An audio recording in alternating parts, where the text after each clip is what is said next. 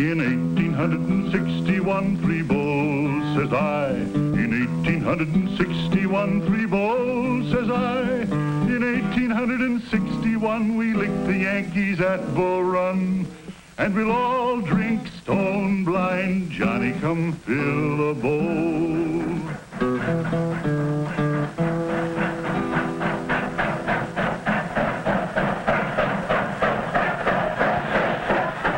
In 1863, a special train had come up from Washington, bringing a mighty important man who had a speech to make at a place called Gettysburg. Today, Gettysburg lies peaceful and quiet in the foothills of the Blue Ridge Mountains. But what happened there some time back is history.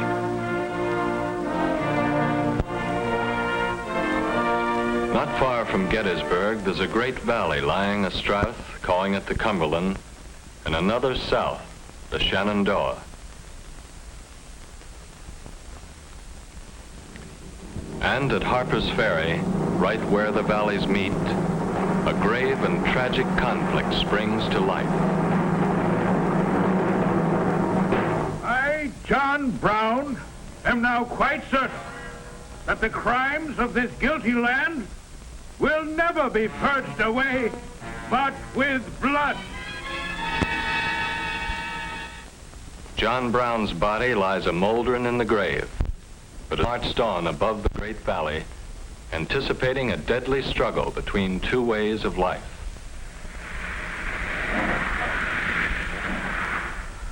For the valley flowed north into an area both agriculturally rich and industrially productive. A land where factories were becoming part of the landscape. But in the southern part of the valley and the land beyond, a way of life depending on the hand labor of slaves. A different way of life that seemed to call for a different kind of government. This union was established on the right of state to do as it pleased on the question of slavery and every other question. A house divided against itself cannot stand. April 12th, 1861. Confederate guns fire on Fort Sumter. The war had come. South Carolina had seceded from the Union in December of 1860, and 6 other slave states had soon followed. But the state of Virginia hesitated, even after Sumter, and whether it would secede or not was of grave concern to a Virginian named Robert E. Lee. If Virginia stands by the old Union, so will I. But if she secedes, then I will follow my native state with my life.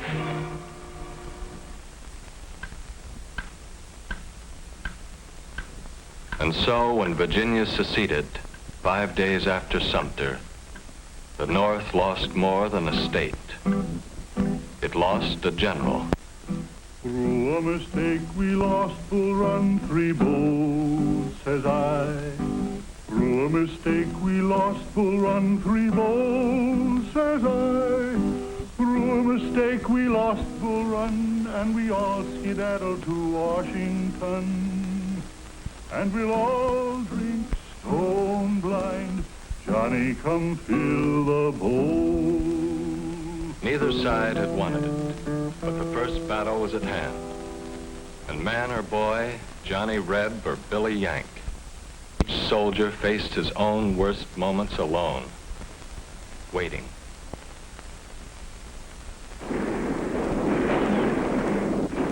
The raw northern troops hadn't meant to run that day, but run they did. It wasn't going to be a short war. Bull Run was a defeat for the North, but not a decisive one. And by the spring of '62, McClellan, now with a tough and disciplined army, the Army of the Potomac, embarked aboard a huge fleet of wooden ships to the James River for a drive on Richmond. Hard fighting brought the Union Army to within 4 miles of Richmond, the heart and symbol of the Confederacy. But with victory almost within his grasp, McClellan learned that his own capital was threatened by Confederate cavalry. They were stopped by Union forces, but McClellan, despite his superior numbers, was defeated by Lee in a series of battles known as 7 days. Richmond was still threatened, but for that matter, so was Washington. Thus, the war in the East was indecisive. But things were going differently in the West. Here, where broad rivers cut into the Confederacy, an unknown Union general had surrounded. Commander asked this unknown for terms. The reply was, "No terms except unconditional surrender." an unconditional surrender grant it was from that day on. But Ulysses S. Grant was not always to have things on his own terms. One Sunday morning in early April at his headquarters,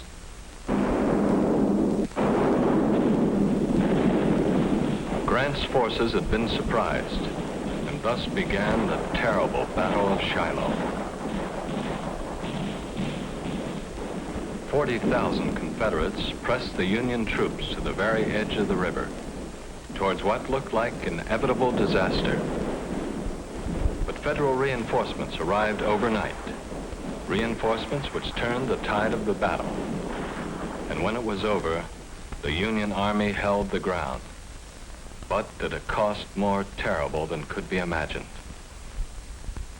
General Grant looked over the field. I looked at a field over which the Confederates had made charges the day before, so covered with dead. Now, after more than a year of hostilities, the grand strategy of the North began to emerge. Total blockade on the sea and the splitting of the Confederacy by way of the western rivers. Thus, the West was to prove crucial in this war between North and South. But Lee in the East was a general to be reckoned with. He had crossed the Potomac just above Washington, and early in September of '62, his army met McClellan's at a place called Antietam Creek. And in 2 days, the cornfields of Maryland became one of the bloodiest battlefields of the entire war. It was not news of a decisive victory which reached the White House, but it was enough of a victory and what Abraham Lincoln had been waiting for. All persons held as slaves within any state, the people of which shall then be in rebellion against the United States, shall be then, thenceforward, and forever free. Now the fate of the Union and the fate of slavery were one and the same. The spring of '63 found the war moving into its third tragic year, with Federal troops deep in Confederate territory in the West. But once again, Lee's lieutenants were on the march in the Cumberland Valley. And in June of '63, the tides of war converged on a little town, which until then had been as peaceful as the seminary which stood nearby. A town called Gettysburg. Now 2 determined armies faced each other. 75,000 men under Lee, 90,000 or more under Meade. The hardened veterans entrenched on Little Round Top waited. The Union sharpshooters in Devil's Den waited. The fertile fields of Pennsylvania waited.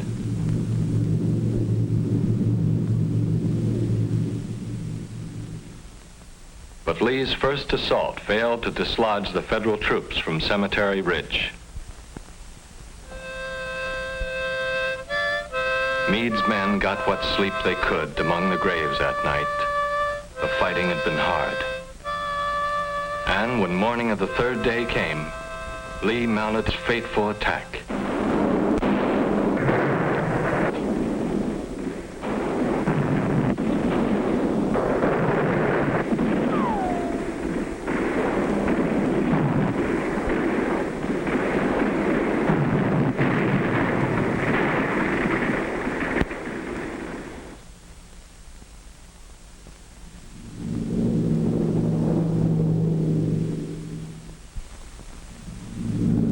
Pickett had sent his men charging across an open space nearly a mile in length.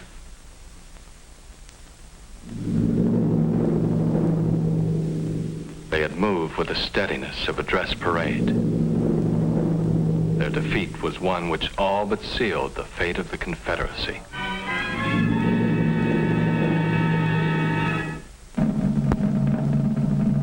Now, in the midst of a tragic war not yet won, a lot of folks gather at Gettysburg for a dedication. And among them is the president. He looks older now, seldom smiles. War's been so long, so many dead on both sides. After a while, after the main speaker, he has a few words to say. He speaks briefly, quietly, of the brave men, living and dead, who struggle here. Says we must resolve that they shall not have died in vain, that our nation shall have a new birth of freedom, and that government of the people, by the people, for the people, shall not perish from the earth.